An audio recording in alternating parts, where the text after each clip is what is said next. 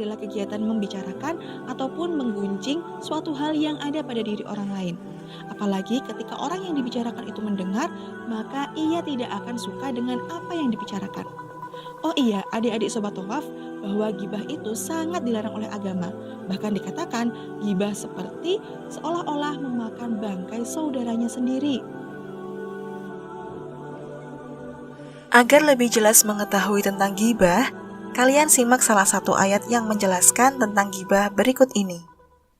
يا أيها الذين آمنوا اجتنبوا كثيرا من الظن إن بعض الظن إثم ولا تجسسوا ولا يغتب بعضكم بعضا أيحب أحدكم أن يأكل لحم أخيه ميتا فكرهتموه واتقوا الله إن الله تواب رحيم. Artinya, wahai orang-orang yang beriman, jauhilah banyak prasangka. Sesungguhnya sebagian prasangka itu dosa. Janganlah mencari-cari kesalahan orang lain, dan janganlah ada di antara kamu yang menggunjing sebagian yang lain. Apakah ada di antara kamu yang suka memakan daging saudaranya yang sudah mati? Tentu kamu merasa jijik. Bertakwalah kepada Allah, sesungguhnya Allah Maha Penerima Tobat lagi Maha Penyayang. Quran Surah Al-Hujurat ayat 12. Dari ayat tersebut kita dapat mengambil hikmah bahwa seseorang harus meninggalkan 3 perkara yang berakibat dosa besar, yakni berprasangka buruk atau mencurigai orang lain, mencari kesalahan orang lain, dan membicarakan atau menggunjing orang lain. Nah, membicarakan keburukan orang lain inilah yang disebut dengan gibah. Lantas, bagaimana ya apabila yang kita bicarakan itu memang benar adanya?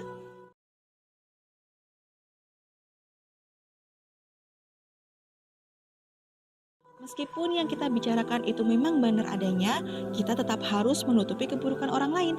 Karena orang yang menutupi keburukan orang lain, maka Allah akan tutupi keburukannya di dunia dan di akhirat. Gibah ini menjadi salah satu dosa yang mudah sekali dilakukan, namun kadar dosanya sangat besar. Bagaimana tidak?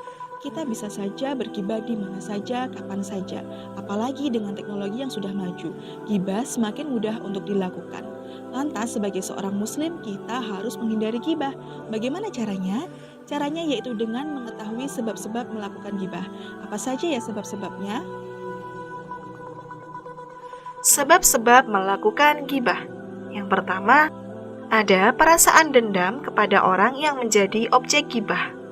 Yang kedua, dengan sengaja ingin merendahkan dan menjatuhkan objek gibah karena persaingan usaha, prestasi, dan sebagainya. Yang ketiga, dengki dan iri dengan objek gibah karena tidak mendapat nikmat yang diterimanya. Yang keempat, menjadikan aib objek gibah sebagai bahan candaan. Yang kelima, membersihkan diri dari perbuatan yang dahulu dilakukan bersama dengan objek gibah agar terlihat tidak bersalah. Setelah kita mengetahui apa saja sebab kita melakukan gibah, kita harus mampu untuk menghindarinya. Berikut ini adalah beberapa cara untuk menghindari gibah. Yang pertama, bergaul dan berkumpul dengan orang-orang baik. Kalian pernah dengar bukan pepatah yang mengatakan, berteman dengan orang saleh ibarat berteman dengan penjual minyak wangi, dan berteman dengan orang yang buruk bagikan berteman dengan pandai besi. Berteman dengan orang saleh maka kita bisa terpengaruh melakukan hal-hal baik. Sebaliknya, apabila kita berteman dengan orang yang buruk, maka kita juga bisa terpengaruh melakukan hal buruk. Nah, kita harus pintar-pintar dalam memilih pergaulan ya adik-adik. Yang kedua, selalu berintrospeksi diri. Memangnya hanya orang lain saja yang mempunyai keburukan. Kita juga mempunyai keburukan loh adik-adik. Sehingga ketika kita hendak membicarakan orang lain, maka ingatlah bahwa kita juga mempunyai keburukan. Yang ketiga, mengingat pedihnya azab dari gibah. Gibah merupakan dosa besar yang azabnya sangat pedih. Bahkan azabnya tidak hanya ada di akhirat, tapi juga ada di dunia. Sehingga apabila kita hendak bergibah, Sebaiknya kita beristighfar dan mengingat bagaimana azab Allah Subhanahu wa Ta'ala. Yang keempat, saling mengingatkan. Muslim yang baik adalah muslim yang saling mengingatkan apabila ada muslim yang lainnya akan melakukan keburukan, karena hal tersebut termasuk ke dalam amar ma'ruf nahi mungkar. Sehingga apabila ada orang yang hendak membicarakan keburukan orang lain, maka sebaiknya sikap kita adalah mengingatkan. Ingat, mengingatkannya dengan cara yang baik ya adik-adik. Yang kelima, selalu mengedepankan sikap berprasangka baik. Perilaku ghibah dapat muncul apabila kita berprasangka baik kepada orang lain, lalu berlanjut pada keinginan untuk mengungkapkan prasangka tersebut kepada orang lain. Maka dari itu, isilah pikiran kita dengan prasangka yang baik, serta isi waktu dengan kegiatan positif agar kita terhindar dari perilaku membicarakan keburukan orang lain.